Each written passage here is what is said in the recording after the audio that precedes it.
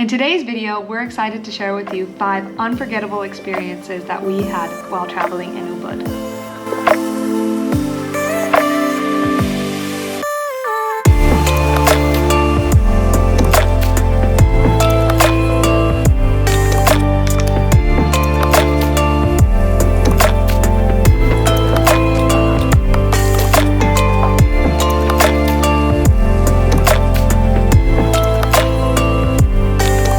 Activity, Tegenungan Waterfall. Not sure if I'm saying that correct, but this waterfall is just about 10 minutes probably from the center of Ubud. Yeah, it was quite beautiful. It costs 20,000 Indonesian rupee to get in. This waterfall is massive, it's beautiful, and it's just one of those places that you walk into and it's just awesome nature.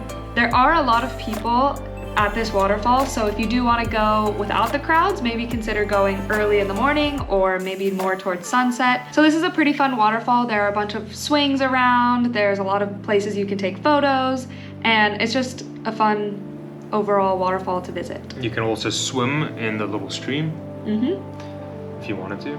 Yeah, there's some nice places for a picnic if you want to bring some lunch, and there's also restaurants there too if you want to get some food. There's a little bench with some weights made from concrete, so we did some reps, of course. Always.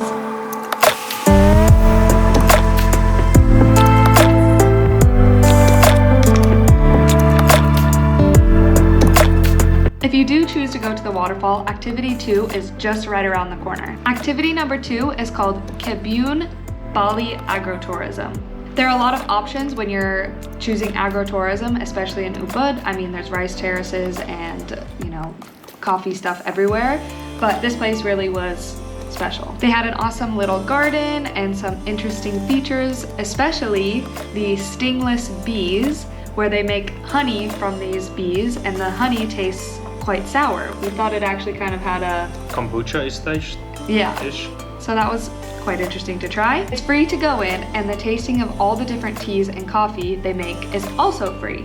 And if you want to try the special Luwak Coffee, it is going to be 50K. This was a really fun experience, and it's a little bit different, so we really recommend trying some agrotourism in Ubud. There were a bunch of different teas to try. So they had some mangosteen tea, they had some different types of ginger tea, a red ginger tea, they had a bunch of different coffees to try. So they had some vanilla coffee, some avocado coffee, which was quite interesting. So Kate is about to drink the Luwak Coffee. That's the coffee that's been eaten by that little animal. Is it a ferret? The animal called Luwak. Yes. Called a Luwak. A Luwak. And so the Luwak eats the beans and then poops them out. Basically ferments a little bit in the digestive system. And then you roast them and make coffee. So cheers.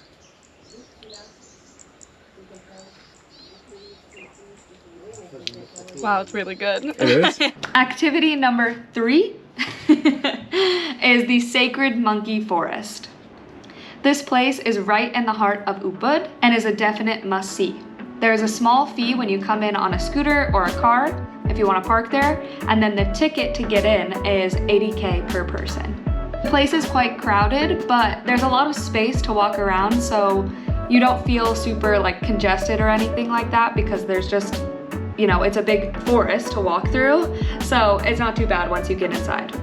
Yeah, so what they do is they feed the monkeys with sweet potatoes and corn on the cob. It looks delicious. There are some regulations that you should follow, such as do not look the monkey in the eyes, do not feed the monkeys unless it's something that the rangers have given you. Hold tightly onto your stuff. We did see a few people get their stuff stolen from the monkeys. They're fast. Yes. And overall, just respect the monkeys. I mean, when something's not feeling right, and they are still wild animals, so just be aware of that. So the little babies are really cute, clinging onto their mummies. Yeah. Jumping around and playing with their little siblings and wrestling on the ground. Yeah, and none of these monkeys are really aggressive. You just have to be, aware of the fact that they are still wild. This forest is really green, it's lush, and there's a little temple on the inside, so there's definitely a lot to be seen at this sacred monkey. There's also a beautiful koi pond with big koi fish in it. There's a lot of koi all over Indonesia. So with this monkey forest in mind, we have another monkey forest that we went to, and it was called Alas Ketedon. It was my plan to go there because I saw that there's some flying foxes and I've always wanted to see them. You won't see on Google that they're actually in captivity or they're domesticated. Basically, I thought they were just wild and they hang in the trees because I want to see animals in their natural habitat. Unfortunately, these were brought up by some Balinese man and you have to pay to get a photo, and I just wanted to see them. And this was just a learning opportunity for us because we should just research before we go to a place, and we hope one day that we can see these flying foxes in their natural habitat. Fourth activity is the Kampuhan Ridge Walk. This ridge walk is basically about just over 2 kilometers to the top, with some nice cafes, coffee bars, and of course beautiful, absolutely stunning rice terraces. So it is free to just walk on this ridge walk, and it's a nice quiet road to walk on, and here in Bangkok we don't often get that, so it was a nice treat for us. Yeah. We had an awesome meal up here overlooking the lush canyon. It was a place called Red Rice Warung, and I got the best meal in our whole time in Bali. It wasn't even expensive. It was a whole chicken quarter, delicious rice, actually called rice berry. It's like purple rice, some vegetables, and then a small salad. But the sauce they put on there, oh, so good. Yeah, so we really recommend this ridge walk. It's really fun, not too many tourists, and you know, just a nice little walk.